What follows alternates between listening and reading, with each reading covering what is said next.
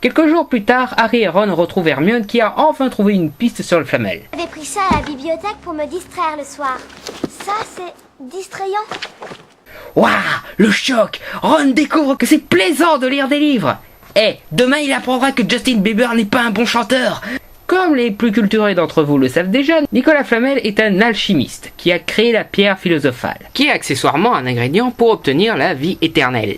Et les fans de Fullmetal Alchemist comme moi savent très bien qu'il a piqué l'idée à un certain Oenine, mais ça c'est une autre histoire. Bon enfin, ils en concluent que le mystérieux objet au 3e étage est la pierre philosophale, et vont donc aller expliquer à Hagrid que c'est ce que veut voler Rogue. Hagrid, Oh, bonsoir. Je ne voudrais pas être impoli, mais je ne suis pas en état de vous recevoir aujourd'hui. on est au courant pour la pierre philosophale. Ah, Hagrid, encore une fois, n'y croit pas, expliquant même que Rogue est un des profs qui garde la pierre, avec des sortilèges et autres pièges. sacrée perte de temps, à mon avis. Personne ne passera devant Touffu. Personne ne sait comment faire, à part moi et Dumbledore. J'aurais pas dû dire ça, Mais la discussion est interrompue par un œuf qu'Hagrid gardait au chaud. Un œuf de dragon qu'Hagrid a reçu d'un inconnu dans un pub. Œuf qui éclot devant nos héros. Insérez votre blague sur Eragon, Spyro ou autre truc avec des dragons ici. Mais Hagrid aperçoit par la fenêtre Malfoy qui les espionnait et qui va sûrement dénoncer Hagrid pour avoir une créature aussi dangereuse qu'un dragon. Mais en fait il va surtout dénoncer le trio d'être allé hors de l'école en pleine nuit. Je vous enlève 50 points. 50 points? Chacun. Et pour être sûr que cela n'arrivera plus, vous serez tous les 4 en retenue. Excusez-moi, professeur. Peut-être ai-je mal entendu. J'ai cru que vous aviez dit tous les 4. Vous avez bien entendu, monsieur Malfoy. Même si vos intentions étaient honorables, vous vous promeniez vous aussi dans l'école en pleine nuit. Vous serez donc, comme vos camarades, en retenue. Et pan, ça t'apprendra à faire des coups de pute dans le genre. Mais enfin, la retenue à Poudlard est probablement la plus marotte des retenues. Écoutez un petit peu ça. Ils punissent les élèves qui vont à l'extérieur de l'école en pleine nuit en les envoyant à l'extérieur de l'école en pleine nuit. Encore mieux, dans la forêt interdite où Dumbledore a dit qu'il risquait de mourir s'ils y allaient. Ça me semblait irresponsable dit comme ça, ouais, mais c'est logique. Ils sont genre, ah ouais, vous voulez aller dans des endroits aussi risqués? Ok, vous allez dans l'endroit le plus dangereux du coin. Ça vous passera l'envie de prendre des risques, bande de petits cons. La forêt? Mais je croyais que c'était une blague. On ne va tout de même pas y aller. Les élèves n'ont pas le droit d'y pénétrer. Et il y a... des loups-garous. Non, je ne me lasse pas de ce gag. Je le mettrai autant que possible. Mais enfin, on apprend aussi qu'Hagrid a été obligé d'envoyer son dragon en Roumanie, là où vivent les dragons de son espèce. Après, tu m'étonnes qu'il y a autant de Roumains en France. Moi aussi, je me tirais si j'habitais à côté d'un nid de lézard géant cracheur de feu. Hagrid et les enfants cherchent dans la forêt une licorne blessée. Harry et Drago vont d'un côté, Hermione, Ron et Hagrid d'un autre. Harry et Drago finissent par trouver la licorne en train de se faire sucer le sang par un homme en capuche et manteau noir. Waouh, l'empereur Palpatine est tombé bien bas depuis sa chute au cœur de l'étoile noire. Drago s'enfuit, laissant Harry seul devant cet être qui lui démange la cicatrice. Heureusement, un centaure Deus Ex Machina débarque pour le sauver. Celui-ci explique que le sang de licorne permet de survivre à n'importe quoi. Ce qui est aussi un inconvénient vu que pour ça, il faut tuer une créature si pure que le meurtrier se retrouve maudit. Il fait comprendre que c'était Voldemort et qu'il est après la pierre philosophale. Le trio en conclut que Rogue est de mèche avec Voldemort et qu'il veut voler la pierre pour faire revenir Voldemort en force. Le lendemain, Harry a une révélation. Vous ne trouvez pas ça curieux que Hagrid ait toujours rêvé d'avoir un dragon et qu'il rencontre justement quelqu'un qui en a un? C'est vrai, vous connaissez beaucoup de gens qui ont des œufs de dragon dans leur poche. Ah, pourquoi j'y ai pas pensé plus tôt? Il questionne Hagrid sur l'inconnu du pub et il explique qu'il n'a pas vu son visage parce qu'il portait une capuche et qu'il semblait intéressé par les créatures magiques dont s'occupe Hagrid, principalement Touffu. je dis, le tout avec les bêtes, c'est de trouver ce qui les calme. Prenez Touffu, par exemple. Il suffit de lui jouer un petit air de musique et il s'endort. Oh non, je n'aurais pas dû dire ça. Ouais, c'est le troisième truc que t'aurais pas dû dire, mon vieux, hein.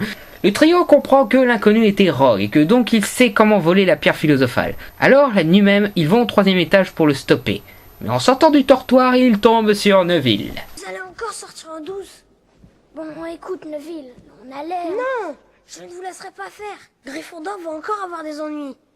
Je suis prêt à me battre. Neville, je suis vraiment désolée, mais il le faut. Petrificus totalis. Waouh. Ok, je critiquerai moins le jeu d'Hermione à l'avenir. Autant que possible.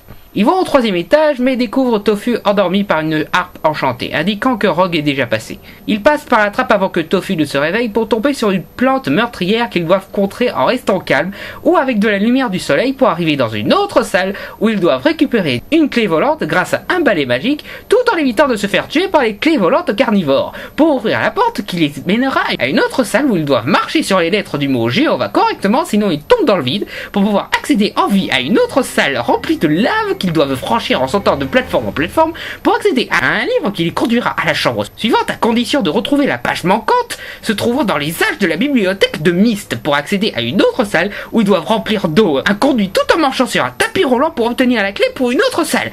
Pfiou. Et encore, ils ont pas mis la salle où on diffuse en continu un discours de Jospin. Parce que même Dumbledore trouvait ça trop hard, même pour Voldemort. Mais enfin, mon exagération plus tard, ils arrivent à la meilleure des épreuves, la partie d'échecs grandeur nature. Nos héros devront gagner cette partie pour enfin arriver à la dernière salle. Hermione et Harry remplacent 2 pièces manquantes tandis que Ron se met sur la pièce du cavalier, d'où il jouera la partie. La partie se déroule jusqu'au moment où Ron a la possibilité de faire échec et mat, à condition qu'il sacrifie le cavalier où il se trouve à l'arène. Il doit donc se sacrifier. Bon après, ouais, il pourrait sauter du cavalier avant, mais je suppose qu'il est coincé par la magie et que s'il se déplace, il pourrait faire comprendre au jeu qu'il part dans une autre direction, gâchant son plan, donc passons. Cavalier en H3.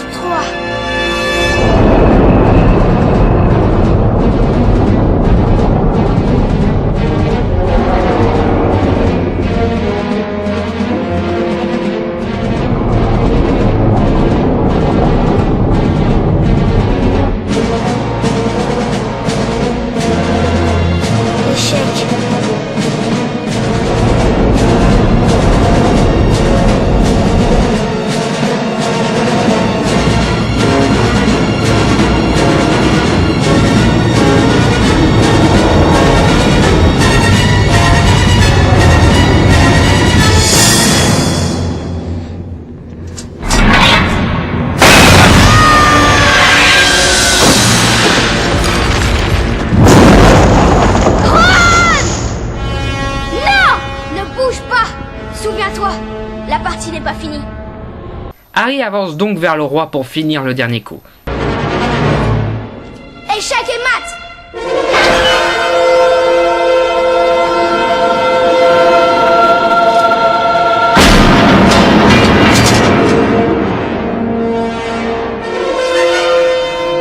Hermione reste pour s'occuper de Ron et prévenir Dumbledore tandis qu'Harry ira affronter Rogue. Mais avant, un peu de niaiserie de la part d'Hermione. Tu vas t'en sortir, Harry. Tu es un grand sorcier. Un grand sorcier. Pas autant que toi. Moi, j'ai tout appris dans les livres. Il y a des choses plus importantes. L'amitié. Le courage. Le monologue sur l'espoir et l'amitié. Oh non! Harry arrive à la salle finale où se trouve le miroir de Rized et découvre... Non, c'est impossible.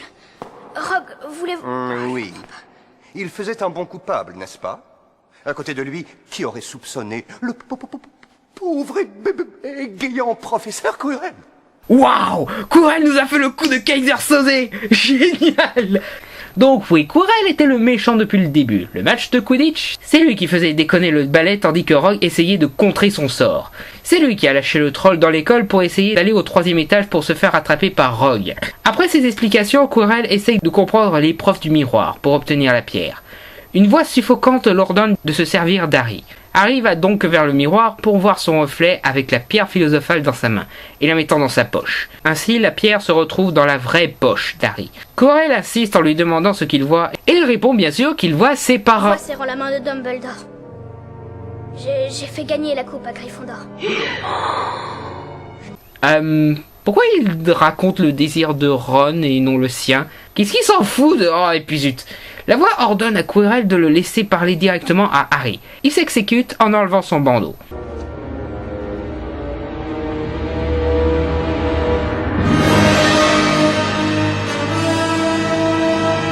Harry Potter, Nous revoilà face à face. Voldemort. Ah, et détail marrant, la voix française de Voldemort, c'est celle d'Homer Simpson. Quirrell empêche Harry de s'enfuir pour laisser Voldemort faire un speech classique sur le bien et le mal. Rejoins-moi du côté obscur, on pourra ramener tes vieux à la vie et tu me donnes la pierre, blablabla. Harry refuse et donc Quirrell tente de le tuer. Seulement un autre Deus Ex Machina débarque, permettant à Harry de réduire en cendres Quirrell. Quirrell meurt, mais l'esprit de Voldemort s'échappe, laissant Harry inconscient. Il se réveille à l'infirmerie où il découvre un tas de cadeaux souhaitant un bon rétablissement, ainsi que Dumbledore qui lui explique que la pierre a été détruite et qu'Hermione et Ron sont sains et saufs. Il explique aussi ce qui s'est passé avec le miroir. Seul quelqu'un qui désirait trouver la pierre, la trouver, pas s'en servir, serait en mesure de la prendre. C'était une de mes plus brillantes idées, ce qui, entre nous, n'est pas peu dire, je te prie de me croire. Il continue en expliquant qu'Harry a vaincu Voldemort grâce à sa mère, qui, le soir de sa mort, a laissé un sort sur Harry. Un sort fait d'amour qui le protège de Voldemort. C'est donc ainsi que Voldemort ne put le tuer quand il était bébé et que Quirrell fut réduit en cendres.